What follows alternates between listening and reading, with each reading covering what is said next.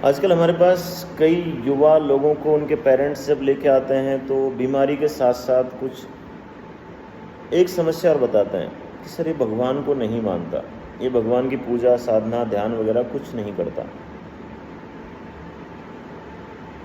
और मैं उस टाइप के लोगों को एक ही बात बोलना पसंद करता हूँ कि आप भगवान को मानो मत मानो, आपकी चॉइस है, लेकिन भगवान को मानोगे तो आपका नुकसान नहीं होगा, कुछ न कुछ फायदा अवश्य होगा।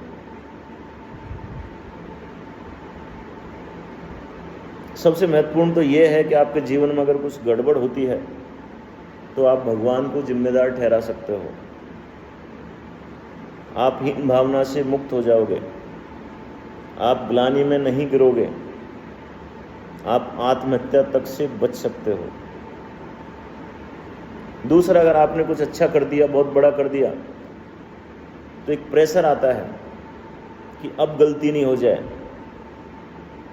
एक अहंकार आता है कि अब तो मेरे से सब कुछ अच्छा ही होना चाहिए।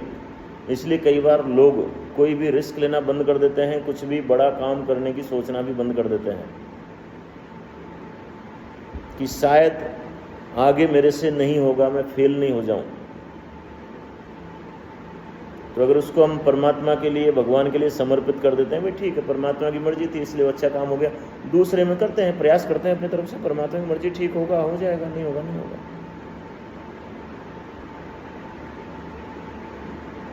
और इससे भी अगर थोड़े से बड़े लेवल पर चलें, ऋग्वेद में साफ लिखा है कि हमको, उसमें लिखा है, हे मनुष्य, तुम परमेश्वर के गुणों को प्राप्ति की कामना करो। यानी जितने भी भगवान हैं, हमारे धर्म के जितने भी हैं, राम जी, कृष्ण जी, हनुमान जी, शिव जी, दुर्गा जी, जो भी हैं, जितने भी भगवान हैं, देवी देवता हैं, उनके अंदर गुण ज्यादा थे, अवगुण ज्यादा थे? तो अगर हम जिस भगवान को याद करते हैं तो कम से कम इस बहाने उनके गुणों को भी तो याद करते हैं। और जिस चीज को हम बार बार याद करते हैं, रटते हैं, वो धीरे धीरे आपके जीवन में भी तो उतर सकती हैं और उतरने लग जाती हैं।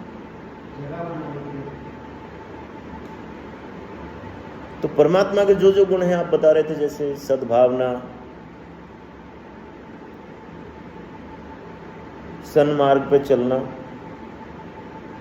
अच्छी कल्पनाएं करना, अच्छी रचनाएं करना, जन कल्याण करना, किसी का बुरा नहीं करना, किसी की आत्मा नहीं दुखाना, अपनी शक्ति बढ़ाना, जीवों पे दया करना, प्रकृति से प्रेम करना,